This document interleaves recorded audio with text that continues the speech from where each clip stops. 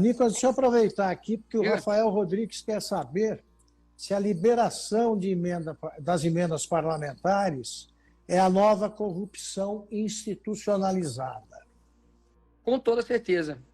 A gente percebe que hoje os deputados não têm valor, né? Tem preço, e muitos deles basta mesmo liberar ali as emendas PIX, o que antes era o orçamento secreto e a esquerda batia, hoje simplesmente é algo institucionalizado, né? O Lula mesmo liberou, se eu não me engano, foram bilhões esta semana para ser aprovado aí as reformas, e por isso que eu digo, né, que a nossa democracia é um falso Deus, porque na verdade as pessoas não estão sendo representadas, né?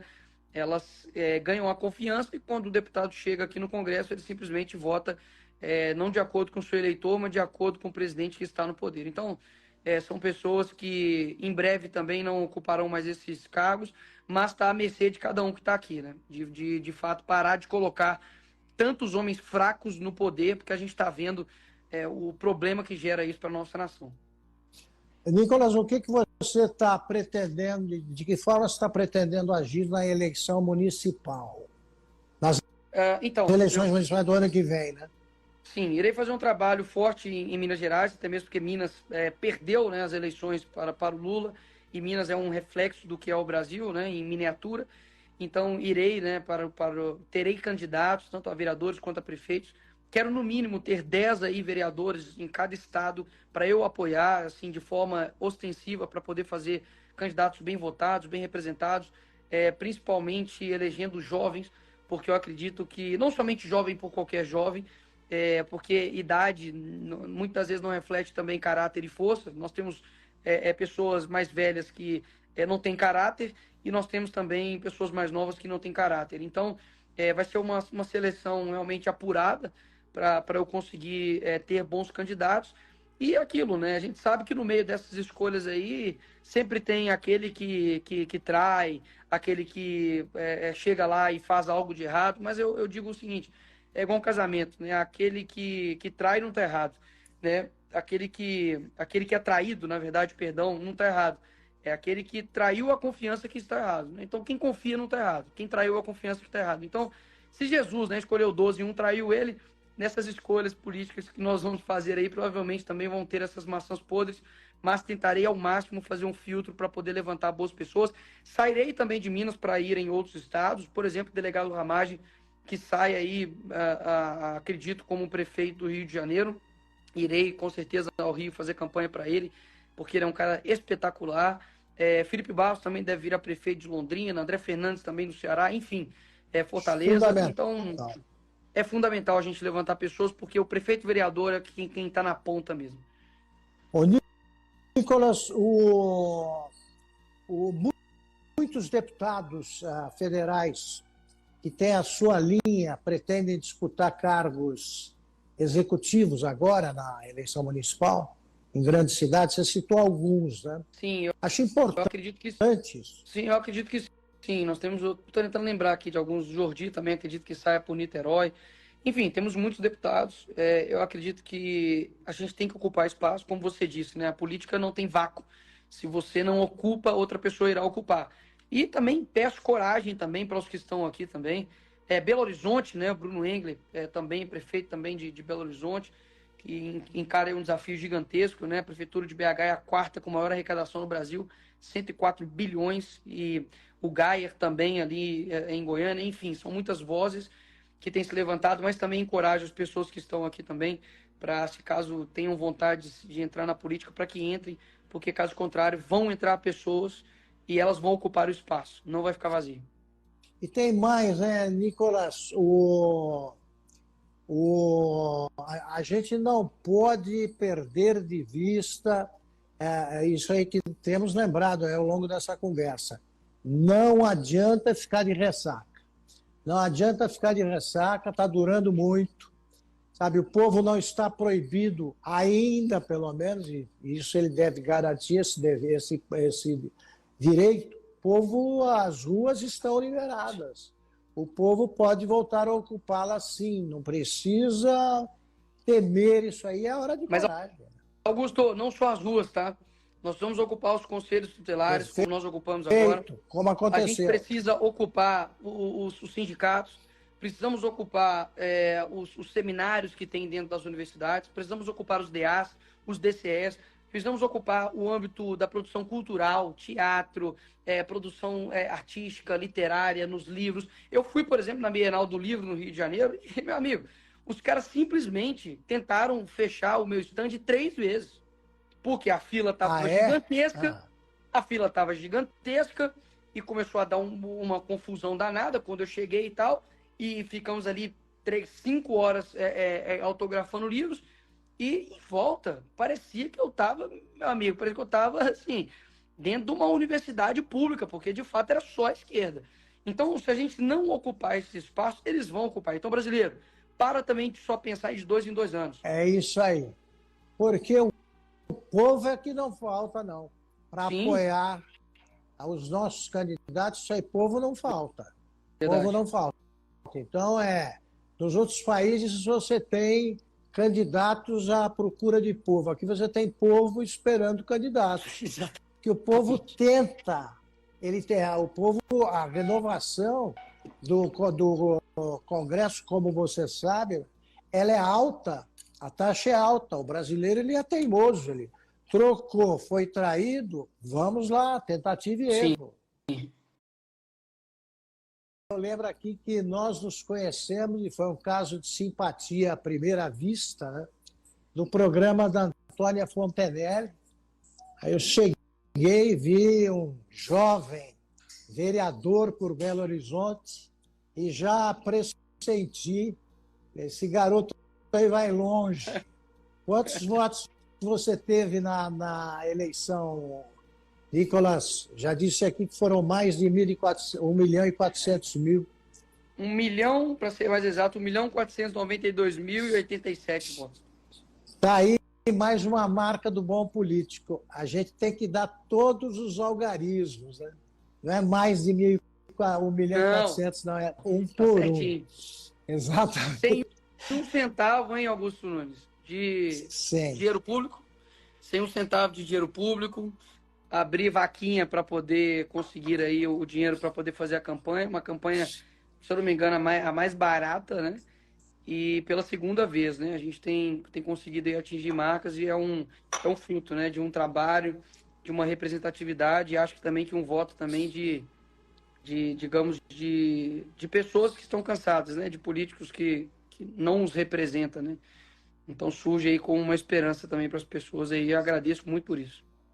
Nicolas, você teve votações concentradas em alguma região, Branca?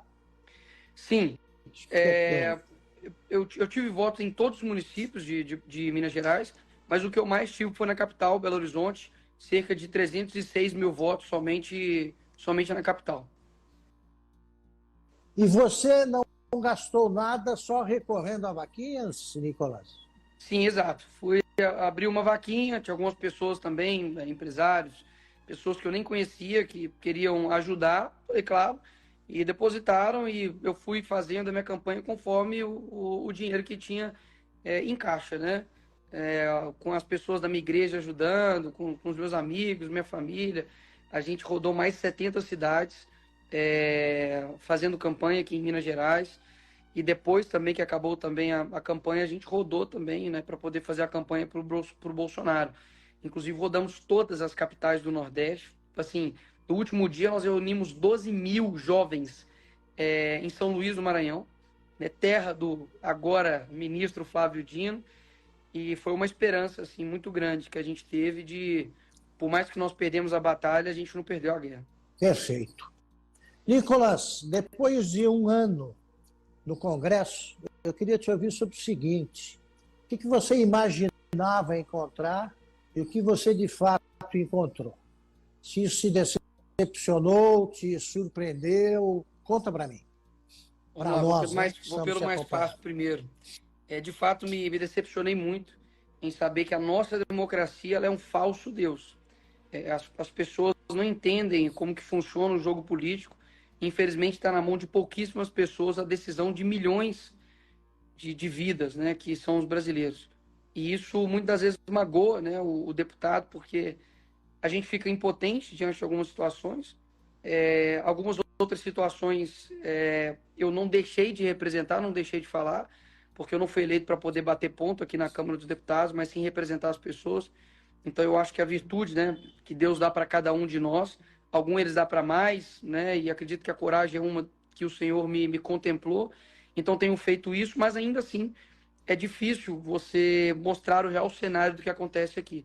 Então são muitos pontos que nos deixam decepcionados, como por exemplo, você vê que cada deputado tem 39 milhões de emenda por ano e os estados continuam faltando alimento, digamos assim, para creche, né, para escola, o hospital não tem recurso, né, para poder simplesmente você ter ali um insumo, né, de hospital, de remédio, enfim. De fato, isso nos decepciona, de ver que o Lula faz o que ele quer, nós temos poucos meios de ação contra ele, e não tem mais nenhuma vergonha de fazer o que ele quer. Né? Ele assume que ele tem orgulho de ser comunista, ele coloca um comunista na Suprema Corte, a dama do tráfico é recebido pelo Ministério da Justiça, o Ministério dos Direitos Humanos banca a passagem da dama do tráfico, eles gastam rios e rios de dinheiro, fazem manobras regimentais, como várias que nós vemos aí durante esse ano, manobras fiscais, como o arcabouço fiscal, como teto de gastos, e nós ficamos assim, e aí? O que nós podemos fazer? Então, isso me frustra nesse sentido, mas, ao mesmo tempo, eu tive uma grata surpresa de saber que também tem outros deputados que sentem como eu.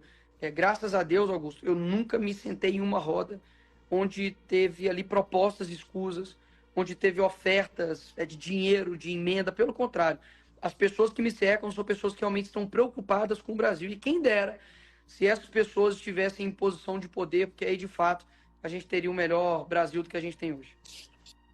Ô, Nicolas, eu tenho notado que cresceu, evidentemente, em relação a legislaturas passadas, o número de parlamentares que se opõem ao governo.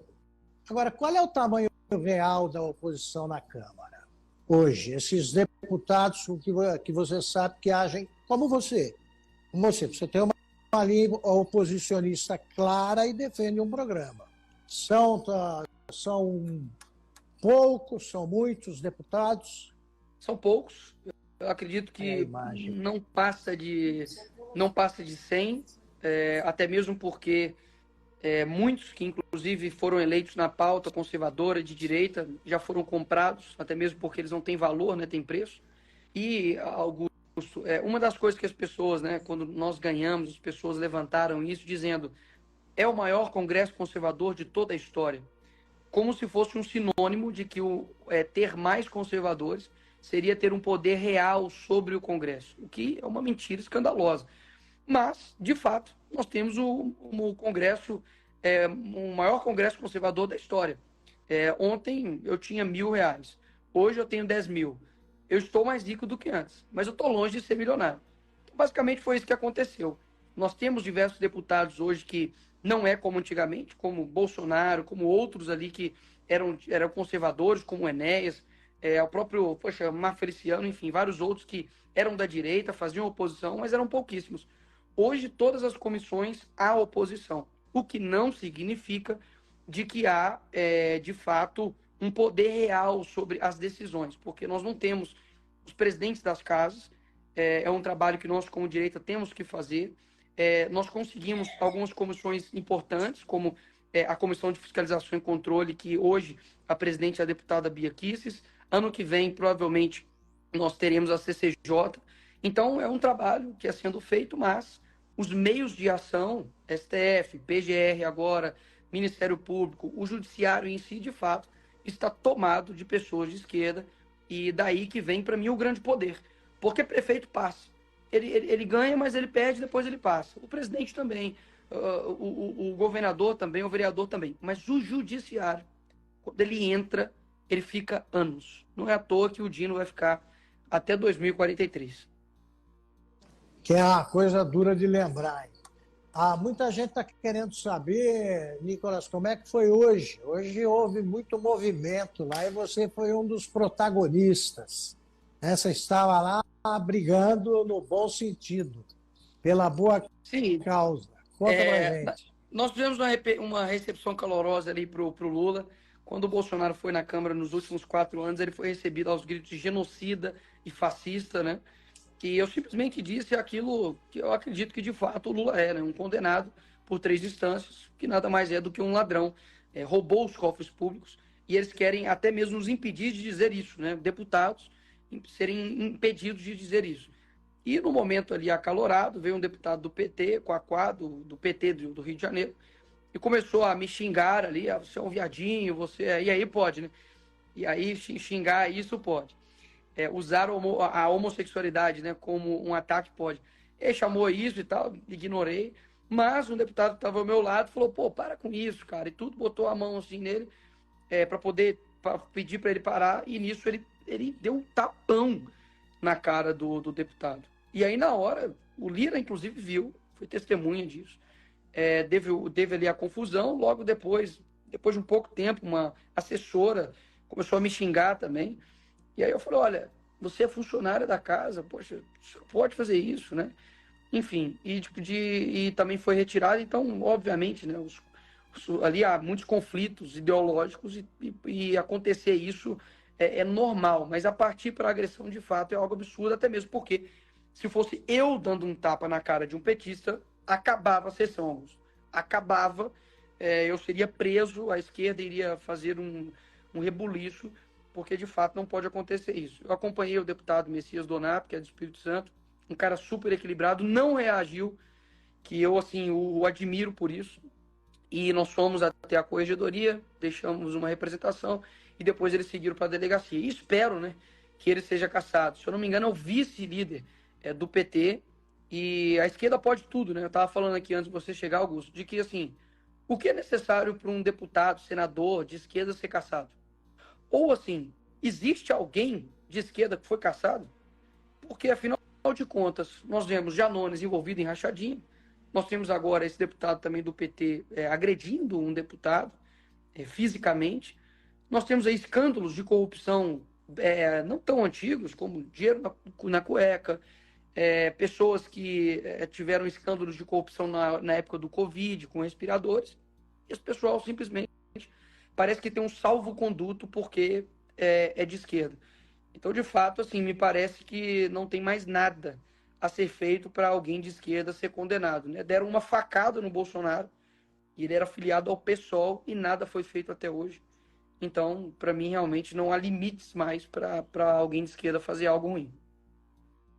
Ô, Nicolas, eu costumo lembrar aí que, historicamente, o Brasil nunca teve partidos com programas definidos. E que a direita democrática, a direita conservadora e liberal, né, que você representa muito bem, nunca esteve numa organização política só, partido para valer, com programa bem organizado, etc, etc. Por N fatores. Mas o fato é que o brasileiro, ele sabe quem é o prefeito, por exemplo, mas não sabe qual é o partido pelo qual foi eleito. Deputados, eles sabem mais um pouco, mas não tanto quanto deveriam. Você acha que vai se dar surgimento da direita, a direita que mostra seu rosto também é recente, antes parecia palavrão, né?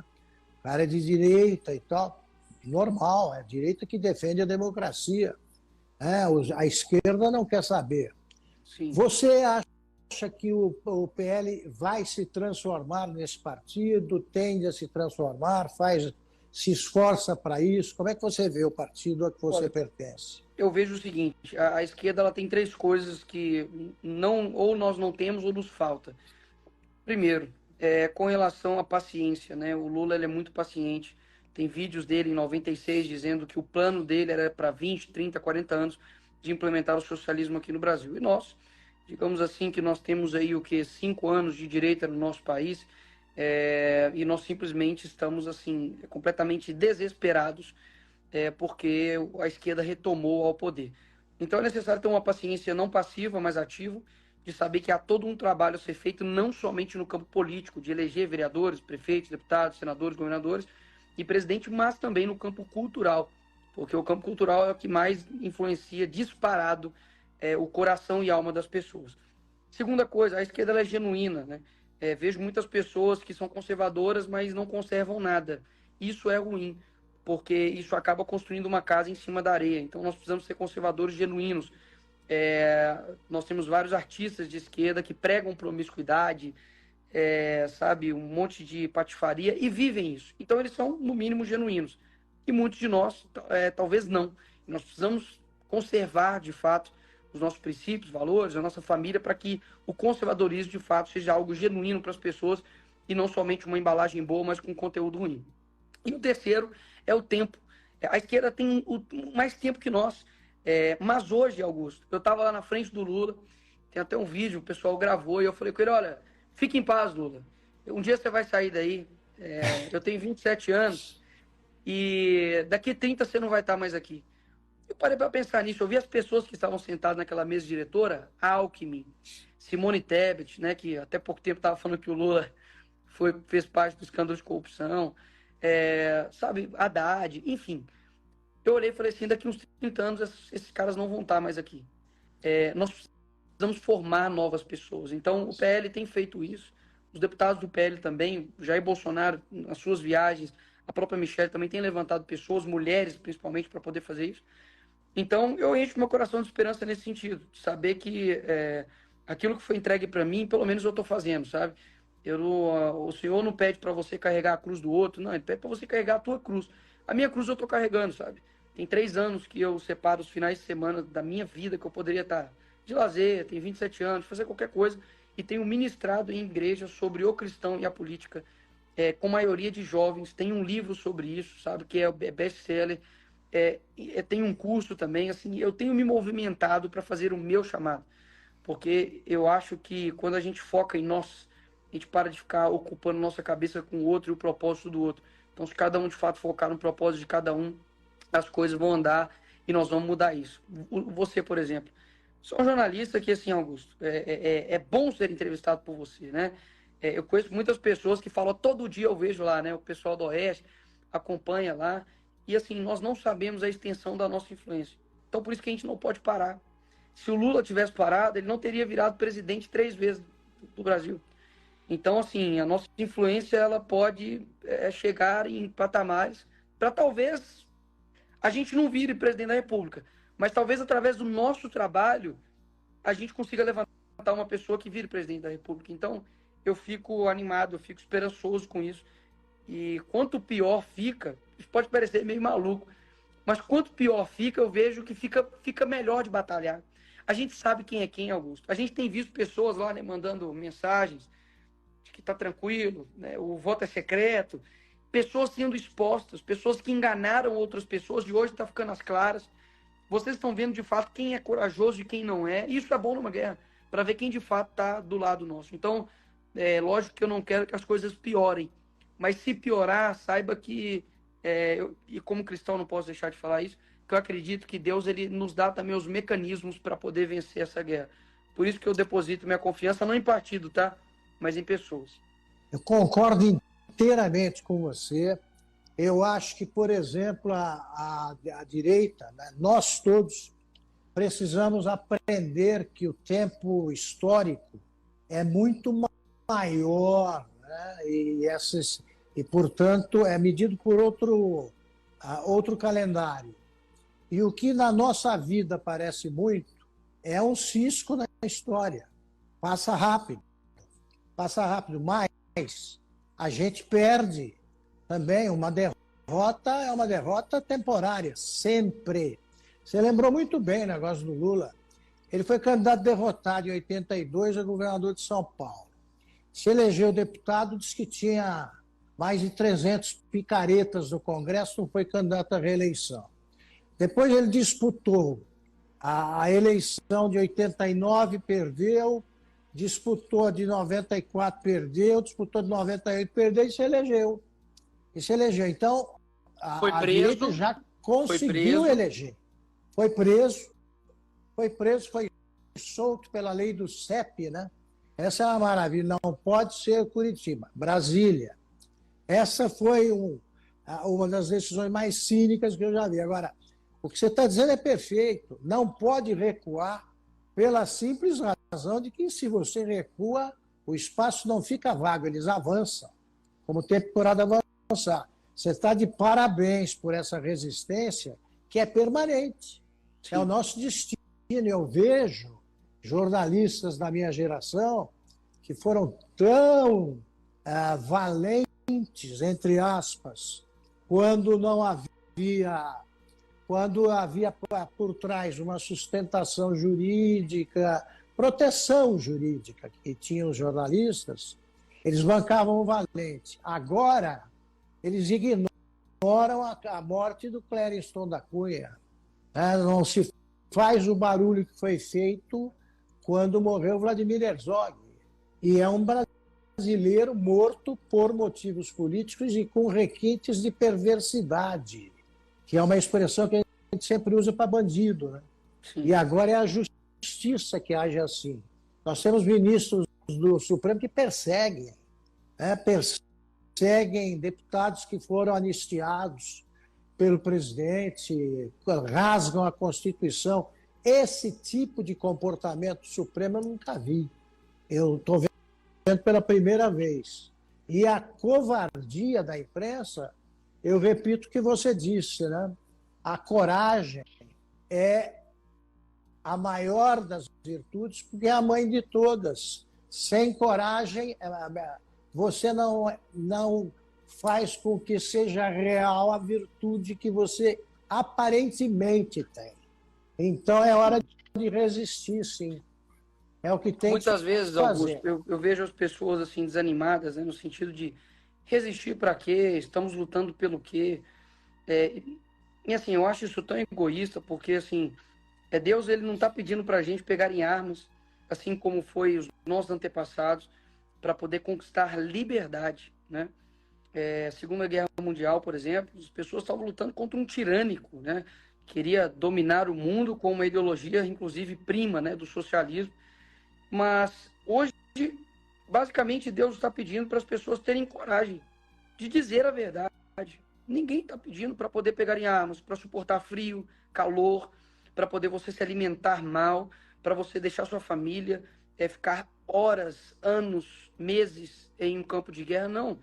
Basicamente, eu acredito que o Senhor está pedindo para levantar pessoas que estejam com coragem de defender a verdade. Qual é essa verdade? A verdade que está sendo sufocada todos os dias.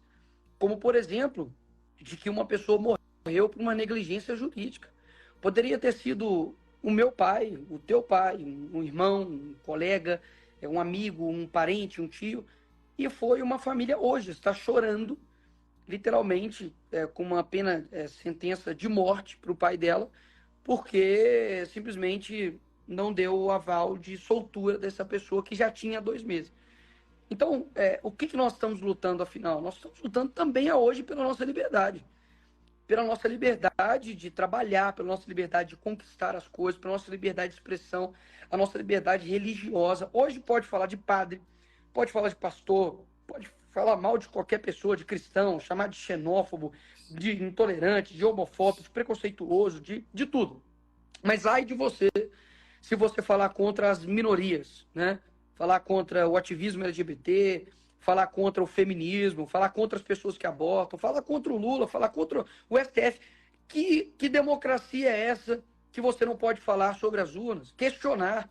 Eu tive as minhas redes sociais bloqueadas por meses, porque eu simplesmente questionei o TSE para que ele investigasse. Ou seja, estou pedindo ao órgão competente de investigação para que investigue. Então, assim, se você quer, né, ter um país de fato próspero, livre, que você consiga colocar o seu filho para poder estudar uma faculdade, ele não saia de lá um ativista, que você consiga ter um lazer no seu país e não seja roubado, não seja metralhado na beira de um quiosque no Rio de Janeiro, como aconteceu agora recentemente com o irmão de uma deputada da nossa casa.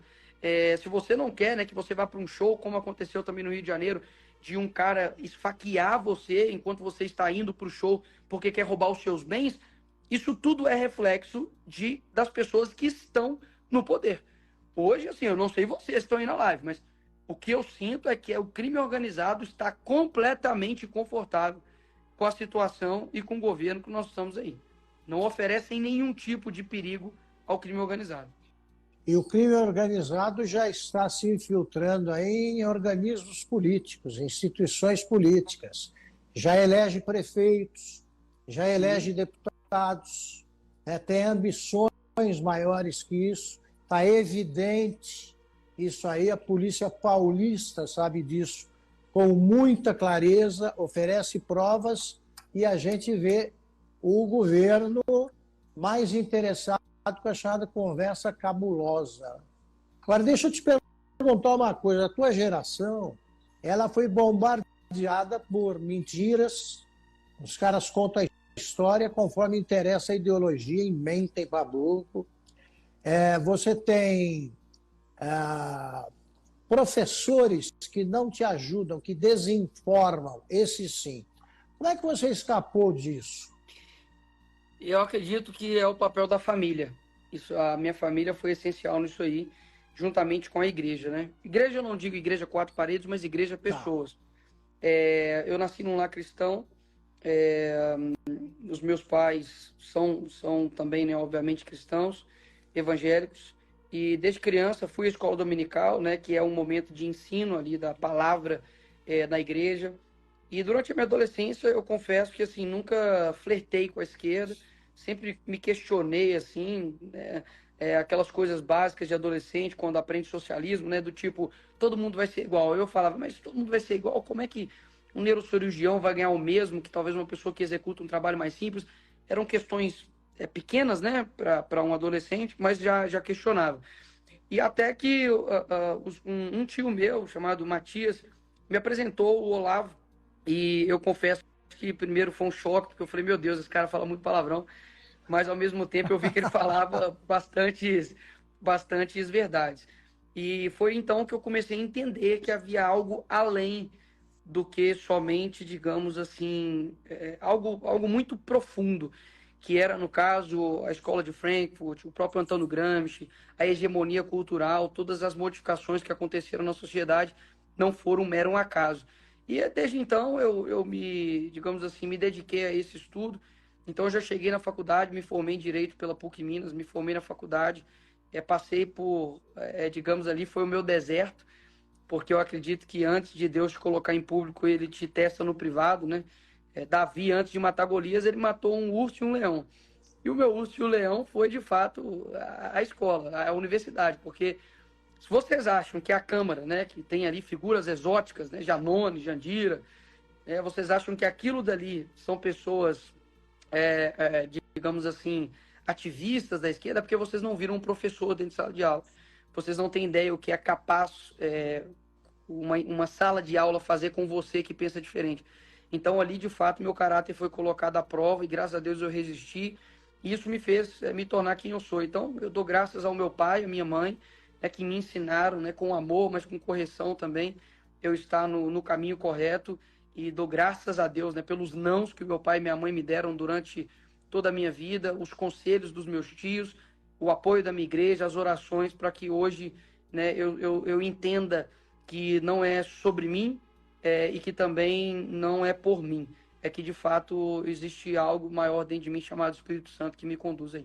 Ô, Nicolas, você está me dando uma informação muito interessante.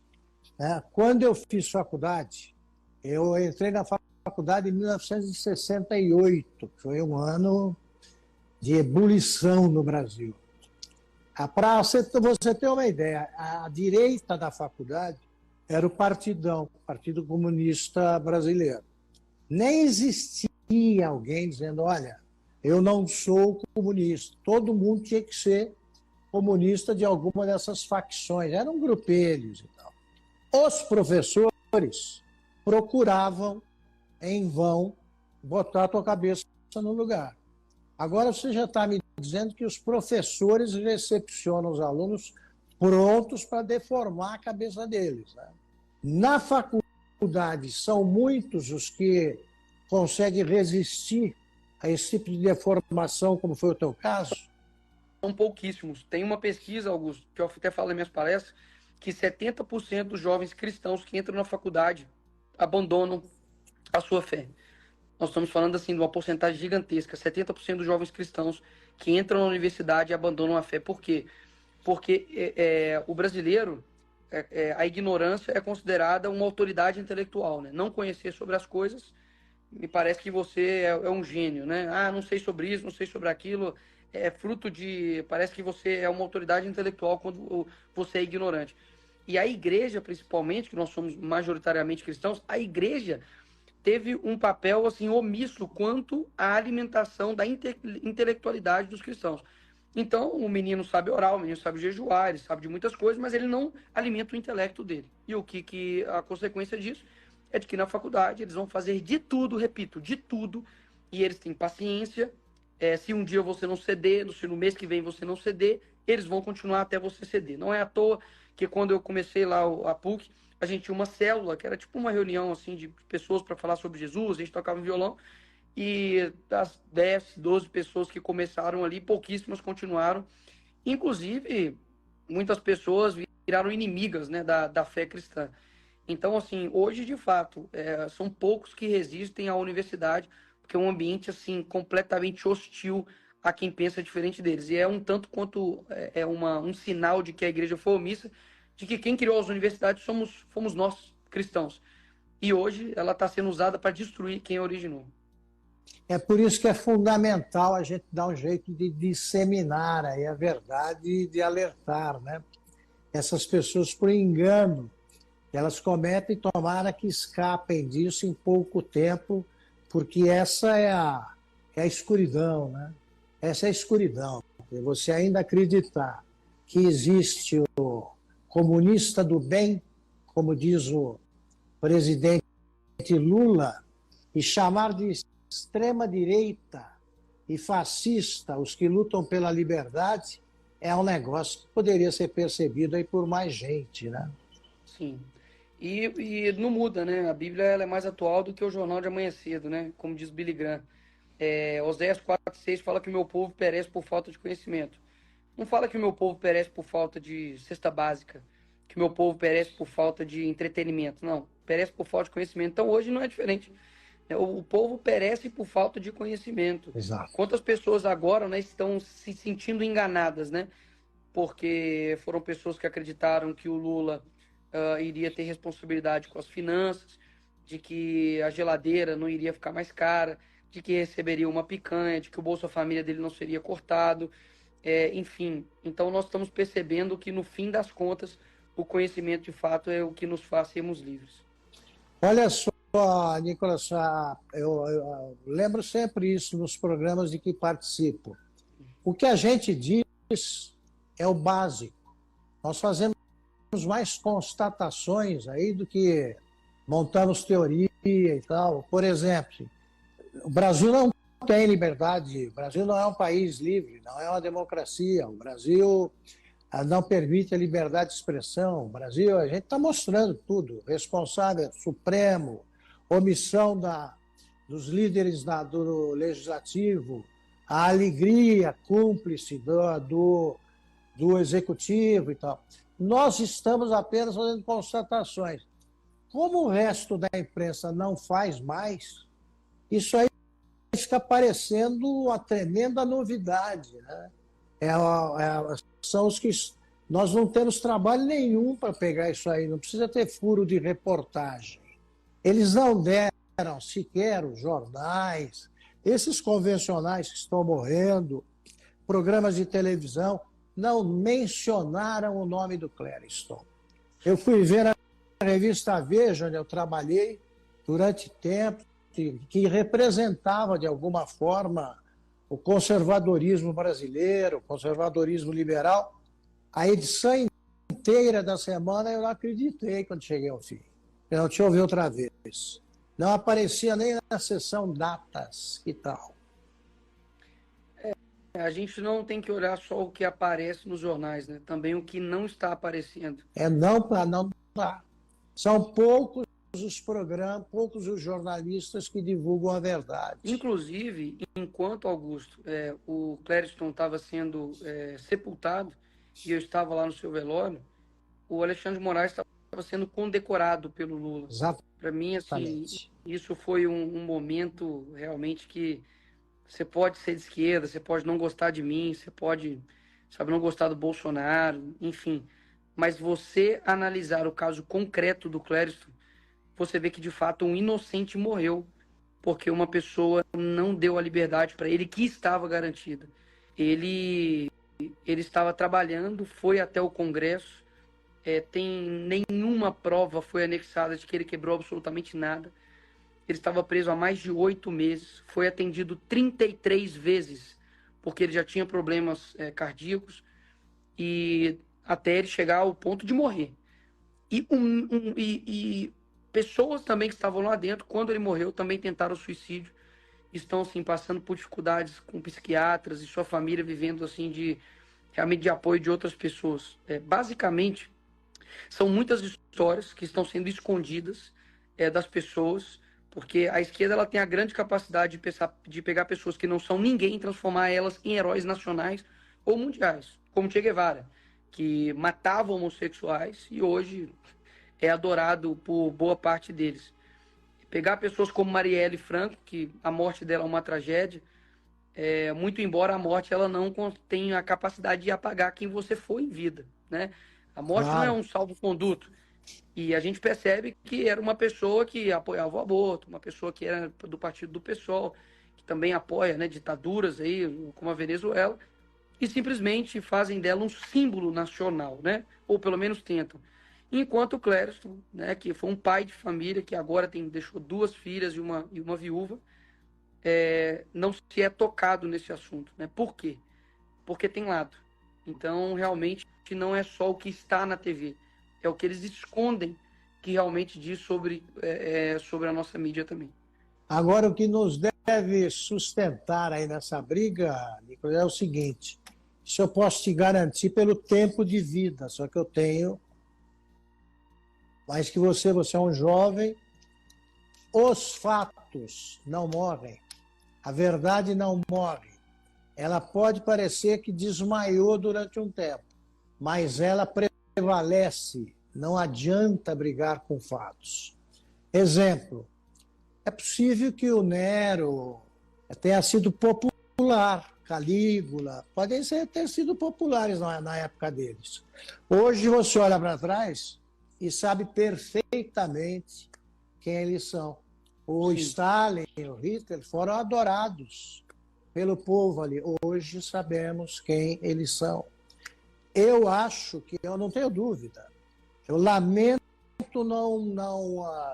eu talvez não veja esse momento, mas o Brasil vai ser uma grande democracia.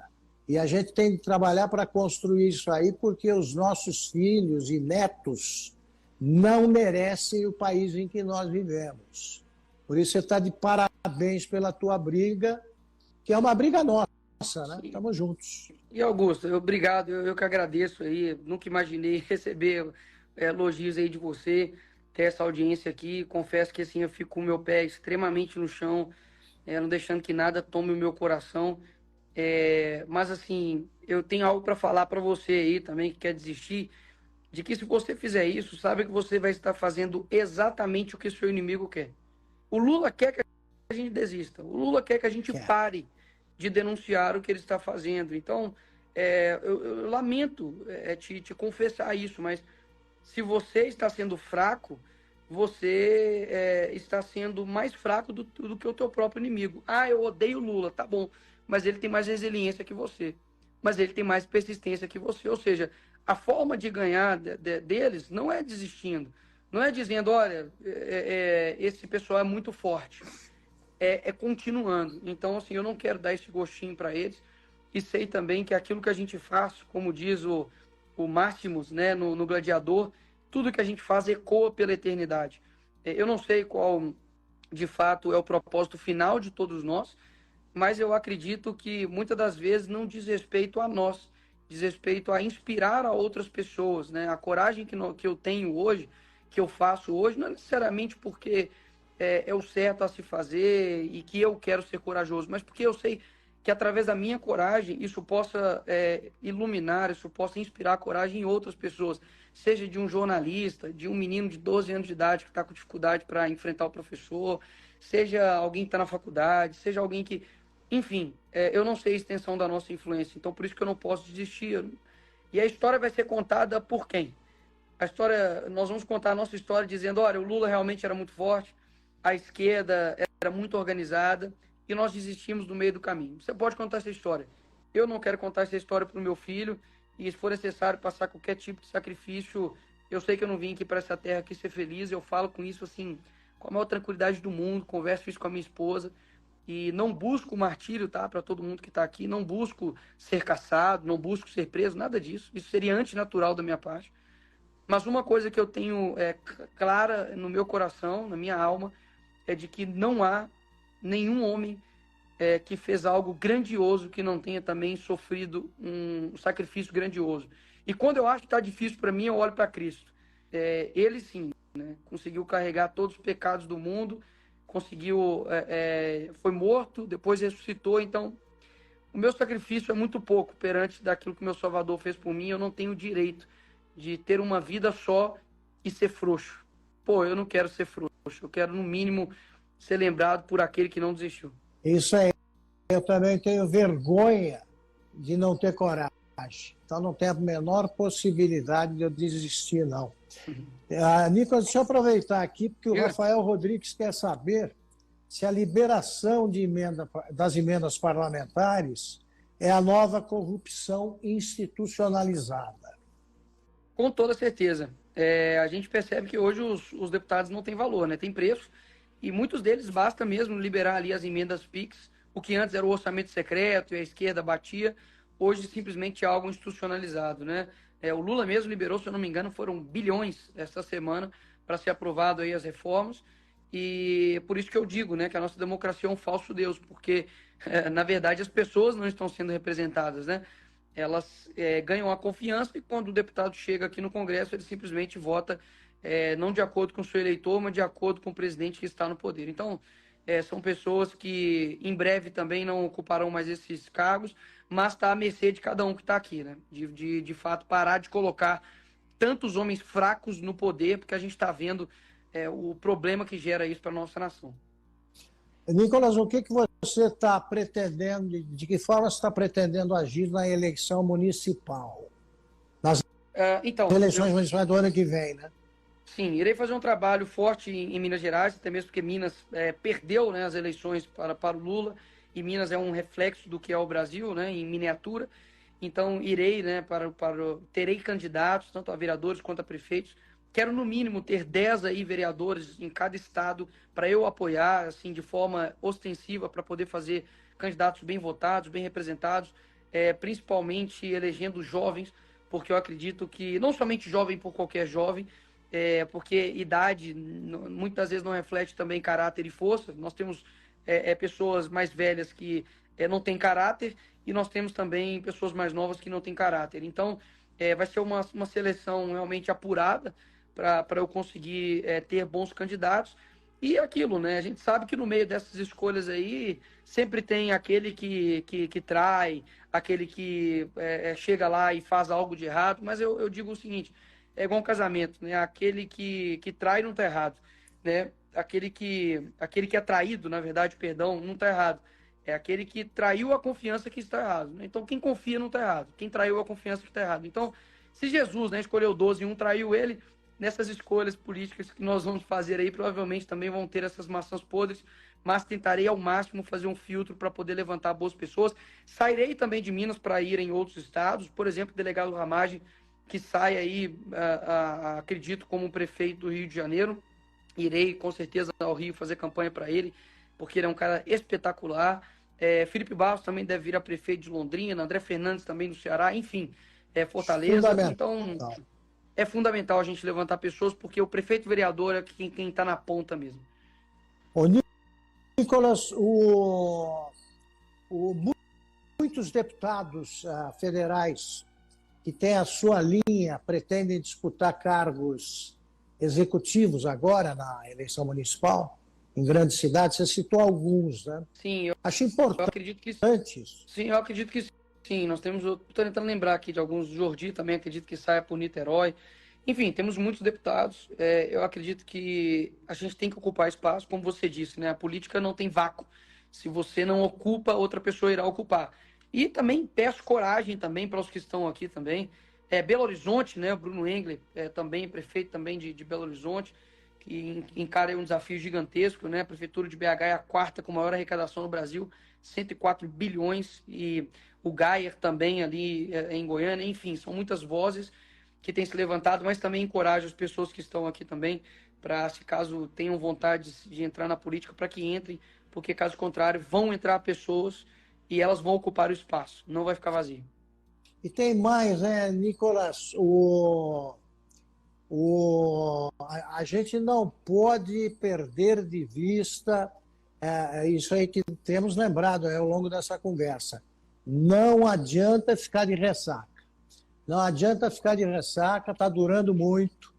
Sabe, o povo não está proibido ainda, pelo menos, e isso ele deve garantir, esse direito. O povo, as ruas estão liberadas. O povo pode voltar a ocupá-las sim, não precisa temer isso aí, é hora de Mas, coragem. Augusto, não só as ruas, tá?